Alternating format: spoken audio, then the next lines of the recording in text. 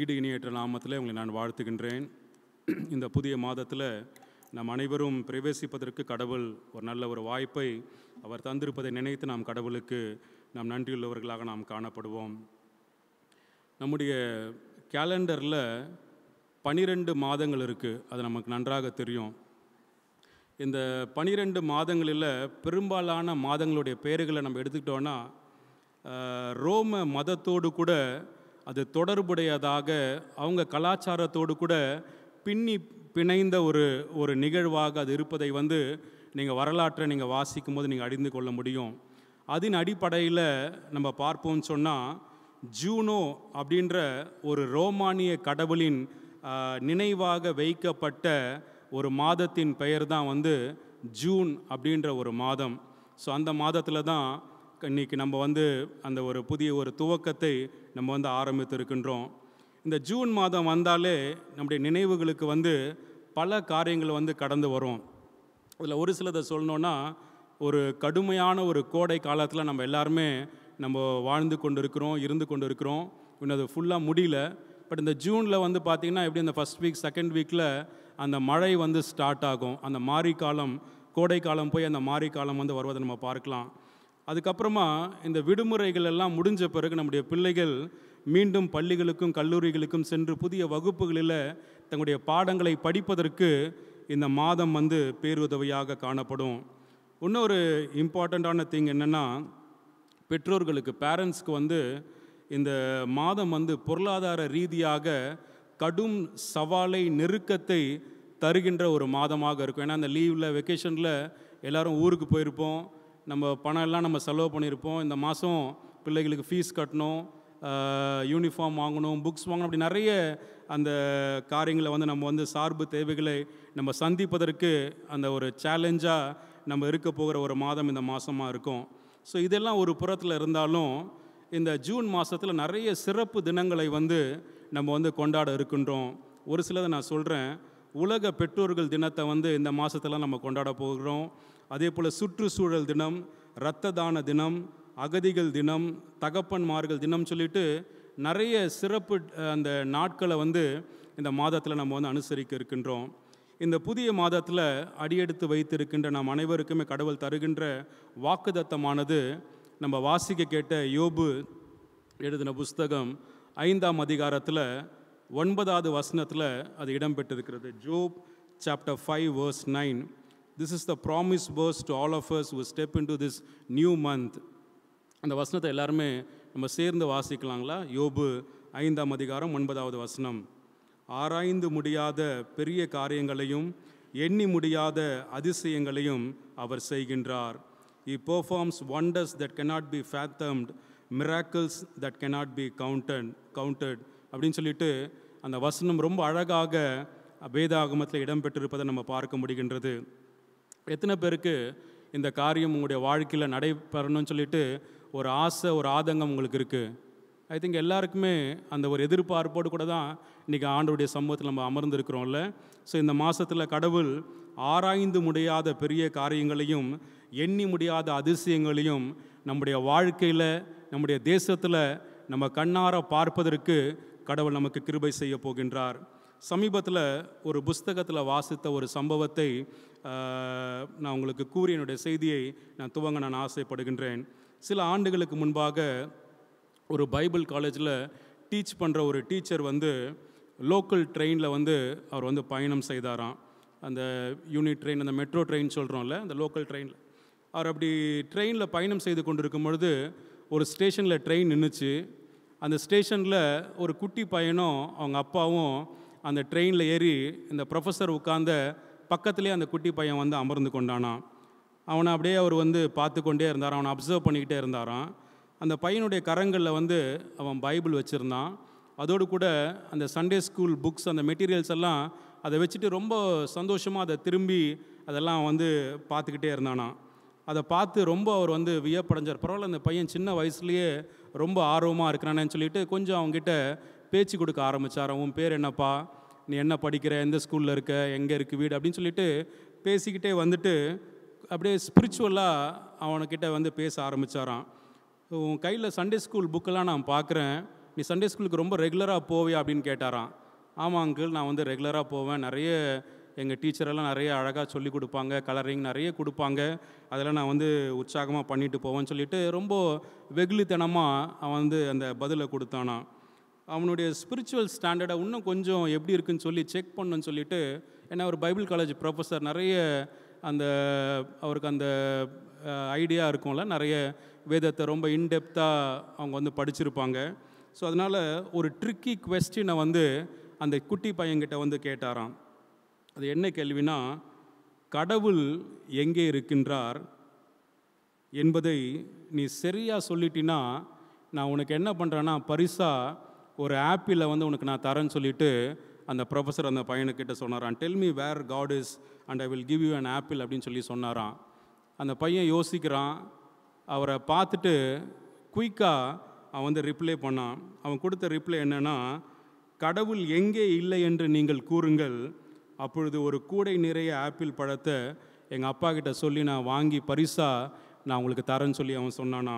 I will give you a whole barrel of apples if you tell me where is not God. இல்லாத ஒரு இடம் எங்கன்னு சொன்னீங்கன்னா என்னுடைய அப்பா கிட்ட சொல்லி அந்த ஆப்பிளை நான் உங்களுக்கு பரிசாக தரேன்னு சொன்னானா. எனக்கு அன்பானவர்களே, இதை கேட்ட மாத்திரத்தில் அந்த ப்ரொஃபஸர் வந்து ஆடி போனாராம். ஒருவேளை நம்ம கூட யோசிக்காத ஒரு காரியத்தை அந்த குட்டி பையன் எவ்வளோ அழகாக அதை வந்து டிஸ்கிரைப் பண்ணான்னு சொல்லிட்டு அவர் வியந்து போனாராம். ஆமாம், எனக்கு பிரியமானவர்களே, நம்முடைய கடவுள் எல்லா இடத்துலையுமே யாபித்தவராக வாசம் செய்கின்றவராக அவர் இருந்து கொண்டிருக்கின்றார். அதை தான் வந்து அந்த வாக்குத்தத்த வசனத்தில் நம்ம பார்க்க முடியும். ஆராய்ந்து முடியாத பெரிய காரியங்களையும் எண்ணி முடியாத அதிசயங்களையும் அவர் செய்கின்ற கடவுளாக அவர் இருந்து கொண்டிருக்கின்றார். ஆனால் நிறைய கிறிஸ்தவர்களை நம்ம எடுத்துக்கொண்டோன்னா இந்த யோபுவினுடைய புஸ்தகத்தை வந்து பொதுவாக அவங்க விரும்பி வந்து படிக்க மாட்டாங்க. எதுக்காகனா, என்ன ரீசன்னா, இந்த புக்கில் வந்து it talks about human pain and suffering, மனிதனுடைய துன்பங்களை குறித்தும் அவன் படுகின்ற வேதனைகளை குறித்தும் ரொம்ப அதிகமாக இந்த புக்கில் வந்து ரொம்ப எக்ஸ்ட்ரீமாக அது வந்து எழுதப்பட்டிருப்பதனால இந்த புக்கை வந்து ரொம்ப பேர் வாசிக்காமல் அதை ஸ்கிப் பண்ணி போகிறத வந்து நம்ம வந்து பார்க்க முடியும். தொடர்ந்து இந்த புத்தகத்தில் நீங்கள் பார்த்தீங்கன்னா நிறைய கேள்விகள் வந்து இந்த புத்தகத்தில் வந்து இடம்பெற்றிருக்கிறது. அந்த கேள்வியோட கவுண்ட் எவ்வளோன்னா 288 questions வந்து இந்த புக்கில் இருக்குதுன்னு சொல்லிட்டு சொல்லப்படுகிறது. 288 கேள்விகளை வந்து இந்த புஸ்தகத்தில் நீங்கள் வந்து பார்க்க முடியும். அந்த கேள்விகளெல்லாம் எப்படிப்பட்ட கேள்விகள்னால், நல்லவர்களுக்கு ஏன் ஒரு தீய காரியம் அவங்களுடைய வாழ்க்கையில் நடக்கணும், why do bad things happen to good people, அப்புறமா பார்த்தீங்கன்னா அப்பாவிகள் ஏன் வந்து அவங்க வாழ்க்கையில் கஷ்டப்படணும், why should the innocent suffer, அதோடு கூட கடவுள் ஏன் அமைதி காக்கிறார், எவ்வளோ நடந்துட்டுருக்கு, ஏன் ரொம்ப சைலண்ட் ஸ்பெக்டேட்டர் மாதிரி அவர் வந்து வாட்ச் பண்ணிகிட்டு இருக்கணும், அதோடு கூட ஏன் கடவுள் வந்து ப்ரிடாமினண்ட்டாக காரியங்களை செய்யாமல் ரொம்ப ஸ்லோவாக அவர் வந்து காரியங்களை செய்து கொண்டு இருக்கிறார். சிலர் எக்ஸ்ட்ரீமாக கூட என்ன கேட்கலான்னா, ஒருவேளை கடவுள் அப்படின்றவர் இருக்கிறாரா இல்லையா அப்படின்னு கூட வந்து கேட்பதை வந்து நம்ம பார்க்க முடியும். ஸோ இப்படிப்பட்ட கேள்விகள் தான் அந்த புஸ்தகத்தில் வந்து நிறைந்திருப்பதை நீங்கள் வாசிக்கும் போது நீங்கள் அறிந்து கொள்ள முடியும். ஆனால் நம்ம எல்லாருக்குமே தெரிந்த ஒரு காரியம், இந்த புத்தகத்தினுடைய கதாநாயகன் ஹீரோ யாருன்னா யோபு அப்படின்ற ஒரு மனிதன். இந்த யோபு எப்படிப்பட்டவர் என்பது நம்ம எல்லாருக்குமே நல்லா தெரியும். சின்ன வயசுலேயே அவரை குறித்து சண்டே ஸ்கூல்லேயும் சரி நிறைய பிரசங்கங்கள் அவரை குறித்து நம்ம கேள்விப்பட்டிருப்போம். அந்த யோபு புஸ்தகம் 1ஆம் அதிகாரம் 1வது வசனத்தை நீங்கள் திருப்பினீங்கனாலே அந்த மனிதனை குறித்த அந்த வாழ்க்கை அந்த குறிப்பு வேதாகமத்தில் வந்து இடம்பெற்றிருப்பதை நீங்கள் பார்க்க முடியும். அந்த வசனத்தை யாராவது வாசிக்க முடியுங்களா? யோபு 1:1.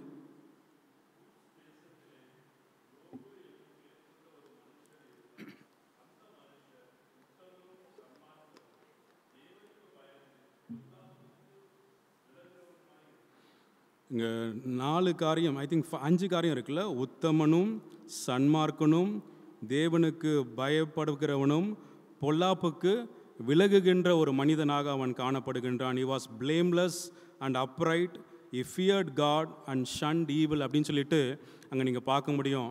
தொடர்ந்து அந்த முழு புஸ்தகத்தையும் நீங்கள் வந்து படிப்பீங்கன்னு சொன்னால் கிட்டத்தட்ட 11 குவாலிட்டிஸ் வந்து இந்த யோபுவை குறித்து வேதாகமத்தில் வந்து சொல்லப்பட்டிருக்கு. எனக்கு அதில் ரொம்ப பிடிச்ச ஒரு காரியம், இந்த 4 விட இன்னொரு காரியம் சொல்லணுன்னா 5வது வசனத்தை நீங்கள் வாசிப்பீங்கன்னு சொன்னால், அவன் ரொம்ப அப்படி இல்லைன்னா கூட அவன் என்ன பண்ணான்னா அதை அஸ்யூம் பண்ணி ஒரு காரியத்தை அவன் செய்திருக்கிறான். அந்த வசனத்தை வாசிங்க, 5வது வசனம், verse 5.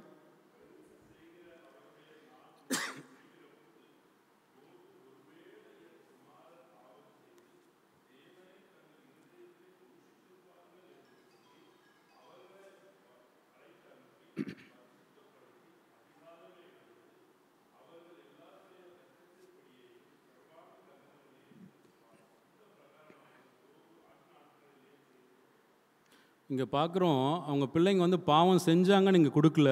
ஒரு வேளை ஏதாவது தப்பு பண்ணியிருந்தா அதை வந்து கடவுள் வந்து மன்னிக்க மாட்டான்னு சொல்லிட்டு ஒரு எக்ஸ்ட்ரா ப்ரிகாஷனோட அவன் லைஃப்பில் அந்த காரியத்தை வந்து அவன் செய்தான்னு சொல்லி நம்ம பார்க்கலாம். ஸோ இந்த அளவுக்கு ரொம்ப கேர்ஃபுல்லாக, ரொம்ப கவனமாக எல்லா காரியத்தையுமே செய்த ஒரு மனிதர் தான் இந்த யோபு.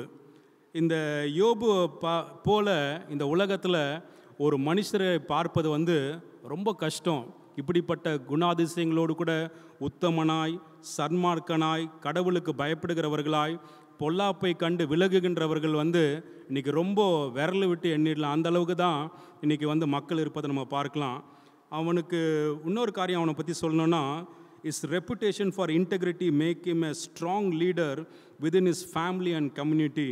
அவனுக்குள் இருந்த நேர்மையும் நற்பெயரும் ஒரு சிறந்த தலைவனாக உருவாகுவதற்கு அது பெரிதும் காரணமாக இருந்துச்சுன்னு சொல்லி நம்ம பார்க்கலாம். எனக்கு அன்பானவர்களே, இந்த காலை நேரத்தில் ஆண்டவருடைய சமூகத்தில் அமர்ந்து கொண்டு ஒரு கடவுளுடைய மனிதனுடைய வாழ்க்கையை நம்ம வந்து ஆராய்ந்து கொண்டு இருக்கிறோம். ஸோ நம்முடைய வாழ்க்கை எப்படி இருக்குன்னு சொல்லிட்டு let us compare and contrast. ஒருவேளை நம்ம குறைவாக இருப்போம்னு சொன்னால் ஆண்டவரிடத்தில் அந்த இரக்கத்தை பெற்றுக்கொண்டு யோபுவை போல நாம் வாழ நாம் அழைக்கப்படுகின்றோம். ஸோ இப்படிப்பட்ட ஒரு ஸ்பாட்லெஸ் லைஃப் வாழ்ந்த அந்த யோபுவுக்கு அந்த 1ஆம் அதிகாரத்தில் நீங்கள் தொடர்ந்து நீங்கள் வசனங்களை வாசிப்பீங்கன்னு சொன்னால், ஒரு நாள் ஒரு பெரிய சூறாவளி புயல் அவனுடைய வாழ்க்கையில் வந்து வீசுகின்றது. கண் இமைக்கிற நேரத்தில் அவன் கிட்ட இருந்த எல்லாமே வந்து டிஸப்பியர் ஆகுது. ஒன்றுக்கு அடுத்தது அடுத்த காரியங்கள் வந்து ஒரு துக்கமான செய்திகளை வந்து அவனுடைய காதுகளில் வந்து அவன் வந்து கேட்க பெறுகின்றான். அவன் இழந்ததை ஒரு 4 காரியத்தை நான் சொல்கிறேன். ஒன்று, அது வந்து ஆங்கிலத்தில் எஃப் அப்படின்ற அந்த வேர்டில் வந்து அந்த லெட்டரில் ஸ்டார்ட் பண்ணுற அந்த வேர்டில் அதை நான் ஃபார்ம் பண்ணியிருக்கிறேன். முதலாவது, he lost his family. தன்னுடைய 10 பிள்ளைகளை வந்து ஒரே டைமில் ஒரே நாளில் அவன் வந்து இழந்து போகிறான். ரொம்ப ஒரு பெயின்ஃபுல் ஒரு காரியம் இல்லை, பட் அவன் லைஃப்பில் அது நடக்குது. 2வது வந்து he lost his finance. அவனுடைய செல்வங்கள் அனைத்தையும் அவன் இழந்து போகிறான். ரொம்ப செல்வ சீமான்.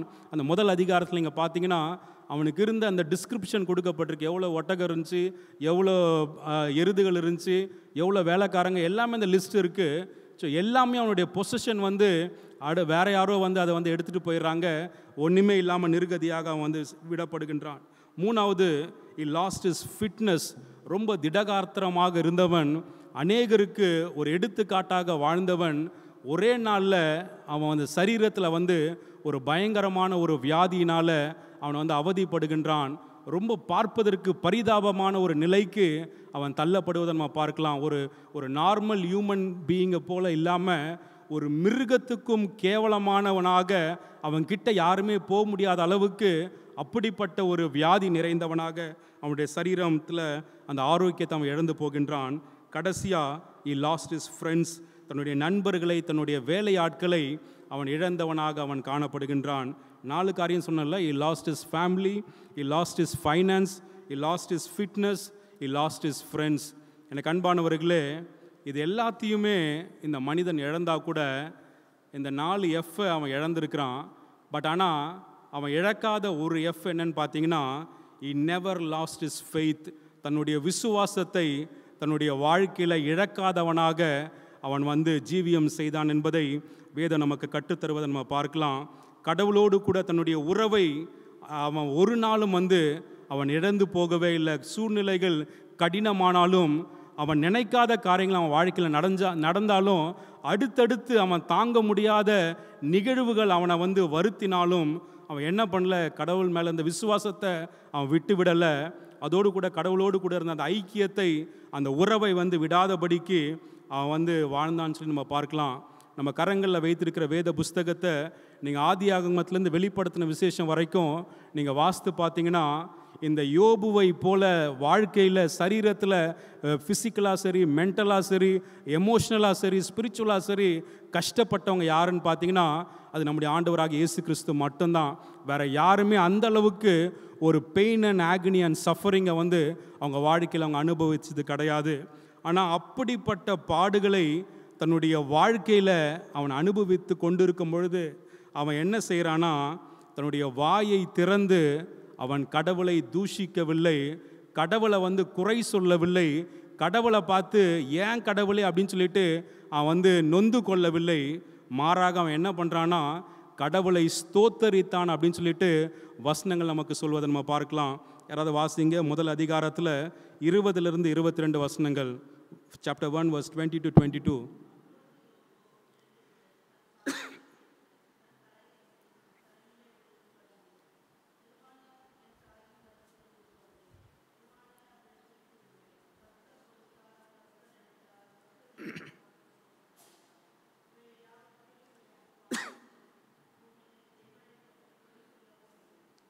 ஒருவேளை உங்களுக்கும் எனக்கும் இப்படிப்பட்ட ஒரு காரியம் நடந்துச்சுன்னா நம்ம என்ன பண்ணியிருப்போம்னு சொல்லி எனக்கு சொல்ல தெரியல.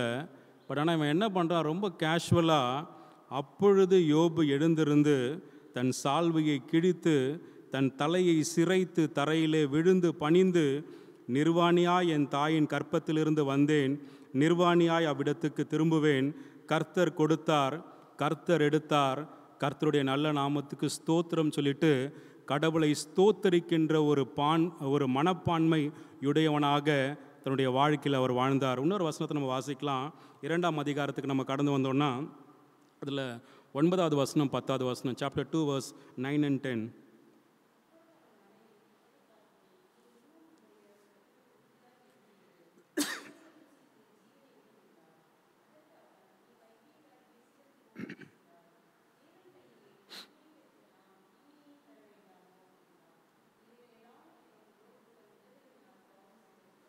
சொந்த மனைவி அவனை தூஷிக்கிறா. நீ எல்லாம் எதுக்கு உயிரோடு இருக்கணும், நீ கடவுள்னு சொல்லிட்டு தலை மேலே தூக்கி வச்சுட்டு இருந்த அந்த கடவுள் என்ன பண்ணியிருக்காரு பற்றி அவன் வாழ்க்கையை தலைக்கீழாக மாற்றி போட்டிருக்கிறார்.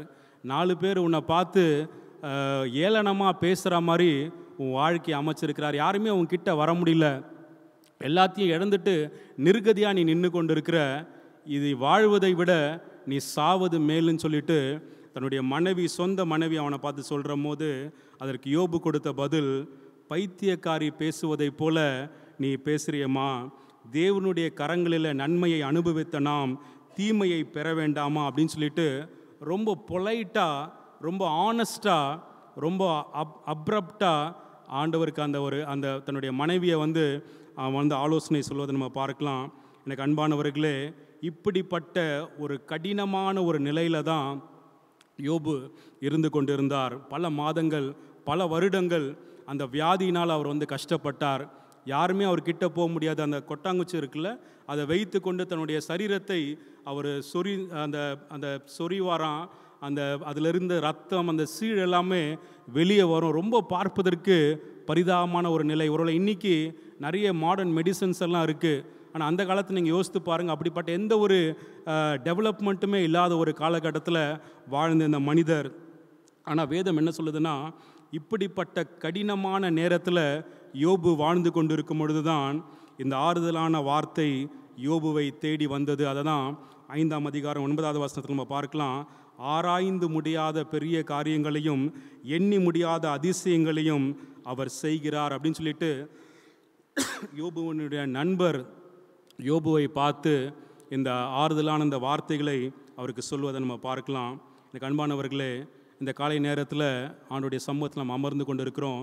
ஒருவேளை நம்முடைய வாழ்க்கையில் யோபுவை போல பலவிதமான கடினமான சூழமையில் நம்ம பயணித்து கொண்டு இருக்கிறீங்களான்னு சொல்லிட்டு நீங்கள் யோசித்து பார்க்கலாம். ஒருவேளை வெளியே சொல்ல முடியாத அளவுக்கு உங்களுடைய வாழ்க்கையில் பிரச்சனைகள் நிறைந்திருக்குதான்னு சொல்லி நீங்கள் யோசித்து பாருங்கள். ஒருவேளை வெளியே நம்ம மற்றவங்களை பார்த்து நம்ம சிரித்து கொண்டு இருக்கலாம். ஆனால் உள்ளுக்குள்ளே அந்த வேதனையில் நம்ம குமுறி கொண்டு அழுது கொண்டு இந்த நிலை மாறாதான்னு சொல்லிட்டு ஒரு ஏக்கத்தோட ஒரு வருத்தத்தோடு கூட இந்த இடத்துல நீங்கள் இருந்து கொண்டு இருக்கலாம். இருளின் பள்ளத்தாக்கில் இருப்பதை போல உங்களுடைய வாழ்க்கையில் நீங்கள் உணர்ந்து கொண்டு இருக்கிறீங்களா? எனக்கு அன்பானவர்களே, வேதம் என்ன சொல்லுகிறது என்றால், நீங்கள் அதை குறித்து நீங்கள் கவலைப்பட வேண்டாம். ஏனென்றால் ரொம்ப டார்க்கான நேரத்தில் தான், நள்ளிரவில் தான் நட்சத்திரங்கள் வந்து நன்றாக தெரியும். Only when it is dark enough we can see the stars so clearly. ரொம்ப வெளிச்சமாக இருக்கும்போது அந்த நட்சத்திரம் நம்ம கண்ணில் தெரியவே தெரியாது. அதே நேரத்தில் அந்த பிட்ச் டார்க் எல்லா இடமும் அந்த இருள் இருக்கும் பொழுது நீங்கள் மேலே பார்த்தீங்கன்னா அந்த ஆகாயத்தில் அந்த இருக்கிற அந்த நட்சத்திரங்கள் அழகாக நம்ம பார்க்க முடியும்ல. ஸோ அதே போல தான் மெக்லரன் அப்படின்ற ஒரு தேவ மனிதன் ஒரு வாசகத்தை அவர் சொல்கிறாரு, those who know the path to God can find it in the dark அப்படின்னு சொல்லிட்டு அவர் சொல்லுகின்றார். கடவுளின் பாதையை அறிந்தவர்கள் இருளான வேளையிலும் அதை அழகாக கண்டுபிடிப்பார்கள் அப்படின்னு சொல்லி சொல்லப்படுகிறது. எனக்கு அன்பானவர்களே, யோபு தன்னுடைய வாழ்க்கையில் பல இன்னல்களை அவருடைய வாழ்க்கையில் சந்தித்தார். எதுவுமே அவர் தப்புனால எதுவுமே கிடையாது. நிறைய நேரம் நம்ம சொல்கிறோம்ல, அவன் ஏதாவது தப்பு பண்ணியிருப்பான், அதனால தான் கடவுள் அவனை தண்டிச்சார் அப்படின்னு சொல்லி அவங்க ஃப்ரெண்ட்ஸ் எல்லாம் கூட அது நீங்கள் வாசித்து பார்த்தீங்கன்னா அந்த ஒரு கன்க்ளூஷனுக்கு அவங்க வருவாங்க. நீ கடவுளுக்கு விரோதமாக நீ செஞ்சுருக்கணும், அதனால தான் கடவுள் உன்னை தண்டிச்சிருக்காருன்னு சொல்லி. ஆனால் யோபுக்கு தெரியும் அவன் எந்த தவறுமே அவன் வந்து செய்யலை, இது வந்து கடவுள் ஒரு காரியத்தை அனுமதிச்சிருக்காருன்னு சொல்லிட்டு. இன்னைக்கு அன்பானவர்களே, நம்முடைய வாழ்க்கையில் இப்படி பிரச்சனைகள் வரும்பொழுது நம்ம வந்து சோர்ந்து போகாமல் அந்த பிரச்சனைகள் நம்மளை மேற்கொள்ளாதபடிக்கு நம்ம வந்து நம்மளை பார்த்து கொள்ள அழைக்கப்படுகின்றோம். ஏன்னா நம்ம ஆராதிக்கின்ற கடவுள் நமக்கு வருகின்ற பிரச்சனைகளை விட அவர் பெரியவர் என்பதை நம்ம வந்து ஒரு நாளும் மறந்து போகக்கூடாது. We should not forget that the God whom we worship is greater than our problems that comes in our life. நான் ஒரு முக்கியமான ஒரு காரியத்தை இந்த காலை நேரத்தில் உங்களோடு கூட நான் பகிர்ந்து கொள்ள போகிறேன். இந்த 5ஆம் அதிகாரம் 9வது வசனத்தை நீங்கள் ரொம்ப கவனமாக நீங்கள் படிப்பீங்கன்னு சொன்னால் அதில் இடம்பெற்றிருக்கின்ற 4 தனி சிறப்புகளை நான் உங்களுக்கு வந்து நான் ஆசைப்படுகின்றேன். I would like to explain the 4 special features that were mentioned in that verse. 4 காரியங்கள். 1, great things, பெரிய காரியங்கள் அப்படின்னு சொல்லிட்டு அந்த வசனத்தில் நீங்கள் வந்து பார்க்க முடியும். 2வது வந்து மார்வலஸ் திங்ஸ், அற்புதமான காரியங்கள். நான் பேசுறது கேட்குதுங்களா பின்னாடி? ஃபஸ்ட்டு வந்து கிரேட் திங்ஸ், பெரிய காரியங்கள். 2வது வந்து மார்வலஸ் திங்ஸ், அற்புதமான காரியங்கள். 3வது அன்சர்ச்சபிள் திங்ஸ், ஆராய்ந்து முடியாத காரியங்கள். 4வது திங்ஸ் வித்தவுட் நம்பர், எண்ண இயலாத காரியங்கள். அதை 4த்தையும் நான் திரும்ப சொல்கிறேன். பெரிய காரியங்கள், அற்புதமான காரியங்கள், ஆராய்ந்து முடியாத காரியங்கள், எண்ண இயலாத காரியங்கள். இந்த 4 காரியங்களையும் செய்யக்கூடிய திறன் வந்து கண்டிப்பாக மனிதர்களிடத்தில் வந்து கிடையாது. அது நமக்கு எல்லாருக்கும் நல்லா தெரியும். அப்போ இந்த 4 காரியத்துமே யாரால் செய்ய முடியும் அப்படின்னு சொல்லி நம்ம கேட்டோன்னு சொன்னால் அது யாரால் முடியுங்க? நம்மை படைத்த நம்முடைய கடவுளால் மாத்திரம்தான் இந்த 4 காரியங்களும் அதை வந்து செய்ய முடியும். அதனால தான் அந்த வசனத்தில் நீங்கள் கவனிப்பீங்கன்னு சொன்னீங்கன்னா ஒரு வார்த்தைக்கு வந்து ஒரு அதிகமான ஒரு முக்கியத்துவம் வந்து கொடுக்கப்பட்டிருக்கிறது. அதை வந்து அந்த வார்த்தைக்கான அந்த தேர்ஸ்ட், அந்த பஞ்சிங் லைன் எங்கே இருக்குன்னா, அவர் அப்படின்ற அந்த வார்த்தையில் வந்து இருப்பதை வந்து நம்ம வந்து உணர்ந்து கொள்ள முடியும். ஆராய்ந்து முடியாத பெரிய காரியங்களையும் எண்ணி முடியாத அதிசயங்களையும் அவர் செய்கிறார்னா அது யார் வேணால் அப்படி இருக்கலாம்ல. ஆனால் இந்த இடத்துல ஸ்பெசிஃபிக்காக அவர் அப்படின்ற ஒரு வார்த்தை வந்து இங்கே பயன்படுத்தப்பட்டிருக்கு. அது எதை குறிக்கிறதுனா நம்முடைய கடவுளை குறிக்கிறது. நம்முடைய வாழ்க்கையில் அவரால் செய்ய முடியாத காரியம் வந்து ஒன்றுமே இல்லைன்னு சொல்லிட்டு நம்ம வேத வசனத்தில் நம்ம பார்க்கலாம். நிறைய வாழ்க்கையினுடைய சாட்சிகளை நம்ம அனுபவமாக நம்ம கேட்டிருக்கின்றோம். இந்த புதிய மாதத்தில் கடவுள் உங்களுக்கும் எனக்கும் பார்த்து சொல்லுகின்ற காரியம், ஒருவேளை உங்களுடைய வாழ்க்கையில் இதுவரைக்கும் நீங்கள் அதிசயங்களை வந்து நீங்கள் வந்து பார்க்காம இருக்கலாம். ஒருவேளை இவ்வளவு நாட்கள் தோல்வியின் பாதையில் நீங்கள் பயணித்தவர்களாக இருக்கலாம். அடுத்தடுத்து அந்த நெருக்கங்கள் உங்களுடைய வாழ்க்கையை வந்து சூழ்ந்திருக்கலாம். ஆனால் இந்த புதிய மாதத்தில் கடவுள் உங்களுக்கு என்ன செய்ய போகிறாருன்னா, நீங்கள் நினச்சி பார்க்காத காரியங்களை, நீங்கள் இதுவரைக்கும் அனுபவிக்காத காரியங்களை, நீங்கள் கேள்விப்படாத காரியங்களை உங்களுடைய தனிப்பட்ட வாழ்க்கையில், உங்களுடைய குடும்ப வாழ்க்கையில், உங்களுடைய சமுதாய வாழ்க்கையில், இந்த திருச்சபையின் வாழ்க்கையில் கடவுள் செய்ய போகிறார் என்பதை தான் இந்த காலை நேரத்தில் அவர் உறுதிப்படுத்துகின்றார். ஒரே ஒரு நபருடைய வாழ்க்கையில் நடந்த சம்பவத்தை சொல்லி என்னுடைய செய்தியை நான் நிறைவு செய்ய விரும்புகின்றேன். சாது சுந்தர் சிங் அப்படின்ற அந்த தேவ மனிதனை குறித்து தெரியாதவர்கள் கிறிஸ்துவ வட்டாரத்தில் நிறைய பேர் இருக்க முடியாது. ரொம்ப அழகாக தன்னுடைய வாழ்க்கையை கடவுளுக்காக வாழ்ந்து முடித்தவர் அந்த தேவ மனிதன். அவருடைய வாழ்க்கையில் ஒரு முறை என்ன நடந்துச்சுன்னா, திபெத் அப்படின்ற ஒரு தேசத்துக்கு ஆண்டவருடைய வார்த்தையை அறிவிக்கணும், அங்கே போய் நிறைய பேருக்கு சுவிசேஷத்தை சொல்லணும்னு சொல்லி ஒரு பாரம் அவருக்கு ஏற்படுகிறது. ஆனால் அவருக்கு நல்லா தெரியும், திபெத்தில் திறந்த வாசல் கிடையாது. அந்த இடத்துல போய் மற்ற ரிலீஜனை குறித்து ப்ரீச் பண்ணால் அவங்கள அரெஸ்ட் பண்ணுவாங்க, அவங்கள ஈவன் கொலை கூட செய்வாங்கன்னு சொல்லிட்டு அவருக்கு தெரிந்த பிறகுமே கூட அந்த இடத்துக்கு அவர் போவதற்கு அவர் கடந்து செல்கின்றார். ராசார் அப்படின்ற ஒரு டவுனில் போயிட்டு அவர் கடவுளை குறித்து சொல்லும் பொழுது அவங்கள அரெஸ்ட் பண்ணுறாங்க.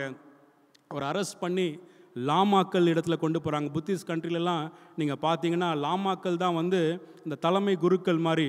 ஸோ அவங்க எடுக்கிற அந்த டிசிஷன் தான் தட் வில் வேலிட். ஸோ அந்த நாட்களில் 2 கேபிட்டல் பனிஷ்மெண்ட்ஸ் பொதுவாக பெரிய மேஜர் குற்றம் செஞ்சவங்களுக்கு தருவாங்களாம். ஒன்று, அந்த மிருகத்தினோட தோலை எடுத்து அந்த மனிதரை உள்ளே வச்சு அந்த தோலை தைச்சி அப்படியே வெயிலில் தூக்கி போட்டுருவாங்க. அந்த வெயில் ஏற ஏற அந்த அந்த அந்த அது ஷ்ரிங்க் ஆகும்ல, சுருங்கும் பொழுது அவங்க அப்படியே அதுக்குள்ளே இருந்து அவங்க இறந்து போவாங்க. அது ஒரு விதமான பனிஷ்மெண்ட். 2வது பனிஷ்மெண்ட் என்னென்னு கேட்டிங்கன்னா, ஒரு ஆழமான கிணறுல ஒருத்தரை தூக்கி போட்டுருவாங்க. அதுலேருந்து அவரால் வெளியே வரவே முடியாது, அவருடைய வாழ்க்கை அப்படியே முடிஞ்சு போயிடும். சாது சுந்தர் சிங்க்கு இந்த 2வது பனிஷ்மெண்ட்டை அவங்க கொடுக்குறாங்க. ஒரு பாழடைஞ்ச ஒரு கிணத்துல, ரொம்ப ஆழமான ஒரு கிணத்துல அவரை தூக்கி மேலேருந்து உள்ளே தூக்கி போடுறாங்க. அவரை தூக்கி போடுறதுக்கு முன்னாடி அவருடைய உடைகள் எல்லாத்தையும் கழட்டிட்டு நிர்வாணமாக அந்த கிணத்துக்குள்ளே அவரை தூக்கி போடுறாங்க. மேலேருந்து விழுந்த உடனே அவருடைய கரங்கள் தோள்பட்டை டிஸ்லோகேட் ஆகி அவர் அந்த வழியில் அவர் காணப்படுகின்றார். அந்த கிணத்துல எல்லா இடமும் நீங்கள் பார்த்தீங்கன்னா அந்த பிண குவியல்கள் நிறைந்திருக்கிறது. அந்த அழுகிய எலும்புகள், அந்த துர்நாற்றம் ரொம்ப அதுக்குள்ளே இருப்பதற்கு அவர் ரொம்ப கஷ்டப்படுறாரு. ஆனாலும் கூட அவர் என்ன பண்ணுறாருன்னா, அவர் சோர்ந்து போகல. நாட்கள் கடக்குது. 1 நாள் ஆச்சு, 2 நாள் ஆச்சு, 3 நாள் ஆச்சு. அவரால் அதில் இருக்க முடியல. சாப்பாடு இல்லை, தண்ணி இல்லை, சரியாக அந்த அந்த அந்த சுவாசிப்பதற்கு அந்த காற்றுல அந்த துர்நாற்றத்தை சுவாசித்து அந்த பாய்சன் அவருடைய சரீரத்தில் ஏறுது. இயேசுவானவர் சிலுவையில் தொங்கி கொண்டிருக்கும் பொழுது 4வது வார்த்தை அவர் சொன்னார்ல, என் தேவனே என் தேவனே ஏன் என்னை கைவிட்டீர்னு சொல்லி. ஸோ அதே போல் ஒரு ஜபத்தை இந்த மனிதர் கடவுளிடத்தில் ஏறெடுத்தாராம். கடவுளே, ஏன் கடவுளே என்னை நீங்கள் கைவிட்டீங்க, இப்படிப்பட்ட ஒரு இடத்துல என்னை நீங்கள் போட்டீங்க, என் வாழ்க்கை இதோடு முடிய போகுதா அப்படின்னு சொல்லிட்டு ரொம்ப அவர் சோர்வோடு இருக்கும் பொழுது அவருக்கு ஒரு சத்தம் மேலே இருந்து கேட்டுச்சான். நீ கவலைப்படாத அப்படின்னு சொல்லிட்டு அந்த கதவுகள் மேலே திறந்து ஒரு கயிறு மேலேருந்து கீழே போட்டாங்களாம். அந்த கயிறை பிடிச்சிக்கோ அப்படின்னு சொல்லிட்டு அவர்கிட்ட சொன்ன உடனே அந்த கயிறை பிடிச்சி அவர் மேலே வராராம். அந்த மேலே வந்த உடனே திரும்ப அந்த கதவு அதே தானாக லாக் பண்ணிக்குதான். அவர் வெளியே வந்தவுடனே ரொம்ப சந்தோஷம். ஏன்னா உள்ளுக்குள்ளே அந்த அந்த அந்த துர்நாற்றம் ரொம்ப ஒரு பேத்தட்டிக் சிச்சுவேஷனில் அதுலேருந்து வெளியே வந்த உடனே ஒரு புதிய வாழ்க்கை, ஒரு புதிய ஒரு லைஃப் கடவுள் எனக்கு கொடுத்தாருன்னு சொல்லிட்டு ரொம்ப சந்தோஷத்தோடு கூட அவருக்கு தோளில் எல்லாம் அந்த அந்த வலியெல்லாம் இருந்தால் கூட அது எல்லாத்தையும் மறந்துட்டு அவர் திரும்ப பட்டணத்துக்குள்ளே போயிட்டு கடவுளை குறித்து சொல்வதற்கு அவர் அந்த முயற்சிகளை அவர் செய்தாராம். இந்த செய்தி அந்த லாமாக்கு தெரியுதான். இந்த மாதிரி நம்ம கிணத்துல போட்ட அந்த மனிதன் வெளியே பிரசங்கம் பண்ணிகிட்டு இருக்கான உடனே திரும்ப அவனை அரெஸ்ட் பண்ணி கொண்டு வாங்க, ஏதோ அவன் ஃபவுல் ப்ளே பண்ணியிருக்கணும் அப்படின்னு சொல்லிட்டு அந்த என்கொயரி பண்ணும்போது, எப்படி உன்னால் வெளியே வர முடிஞ்சிச்சுன்னா, நான் கடவுள்கிட்ட ஜோம் பண்ணேன், கடவுள் என்னை வெளியே கொண்டு வந்தார்னோன்னு அவன் நம்பலை. அந்த கீப்பரை கூப்பிடுங்கன்னு சொல்லி கூப்பிடும்போது எந்த கீப்பர் அவன் உடம்புல அந்த கீயை மாட்டிகிட்டு இருந்தானோ அது அவன்கிட்டயே தான் இருந்துச்சான். ஆனால் அந்த கதவுகள் மாத்திரம் திறந்துக்கப்பட்டதான். இதை கேட்ட அந்த லாமாக்கள் நடுங்கி போகிறாங்க. நீ தயவு செய்து இந்த இடத்த விட்டுட்டு நீ வேறு இடத்துக்கு போயிட்டு ஒருவேளை நீங்கள் இருந்தீங்கன்னா உங்களுடைய கடவுள் எங்களையும் வந்து அழித்து விடுவார், அதனால் நீ தயவுசெய்து இங்கே போயிடு அப்படின்னு சொல்லிட்டு அவங்ககிட்ட ரொம்ப ரிக்வெஸ்ட் பண்ணி அவனை வந்து அங்கேருந்து வெளியே கொண்டு போய் விட்டாங்களாம். எனக்கு அன்பானவர்களே, நம்முடைய கடவுள் ஆராய்ந்து முடியாத பெரிய காரியங்களையும் எண்ணி முடியாத அதிசயங்களையும் அவர் செய்கின்ற கடவுளாக இருக்கின்றார்.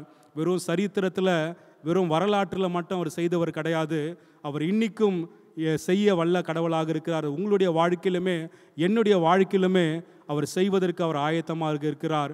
அந்த யோபுவை போல நம்ம கடவுளை சார்ந்து இருக்கும் பொழுது, கடவுளை முழுமையாக நம்ம வந்து பற்றி பிடித்து கொண்டு இருக்கும் பொழுது, துன்பங்கள் வரும் பொழுது, இழப்புகள் நம்முடைய வாழ்க்கையில் வரும் பொழுது, நம்ம எதிர்பாராத காரியங்கள் நம்முடைய வாழ்க்கையில் நடக்கும் பொழுது நம்ம சோர்ந்து போகாமல், விசுவாசத்திலிருந்து விலகி விடாமல் நம்ம உறுதியாக நம்ம இருக்கும்போது கடவுள் கண்டிப்பாக அந்த யோபுவோட நிலைமையை மாற்றினதை போல, நீங்கள் வீட்டில் போயிட்டு அந்த கடைசி அதிகாரத்தை நீங்கள் வாசித்து பார்த்தீங்கன்னா, அவன் இழந்த அனைத்தையுமே ரெட்டிப்பாக கடவுள் அவனுக்கு தந்து அவனை வந்து அவர் ஆசீர்வதிக்கின்றார். திரும்ப அவன் எந்த ஸ்தானத்தில் இருந்தானோ அதை விட உயர்வான நிலைக்கு கடவுள் அவனை கொண்டு வந்து நிறுத்தினார் அப்படின்னு சொல்லி பார்க்கலாம். அதே கடவுள் இந்த புதிய மாதத்தில் உங்களுக்கும் சரி எனக்கும் சரி அப்படிப்பட்ட நன்மைகளை அவர் செய்ய வல்லவராக இருக்கிறார். அவரை சார்ந்து ஆண்டவர் தருகின்ற அந்த நன்மைகளை நம்முடைய வாழ்க்கையில் முழுமையாக பெற்றுக்கொண்டு அவருக்கு சாட்சியாக வாழ்வோம். கடவுள் தாமே இந்த திருவார்த்தையில் நமக்கு ஆசீர்வதிப்பாராக.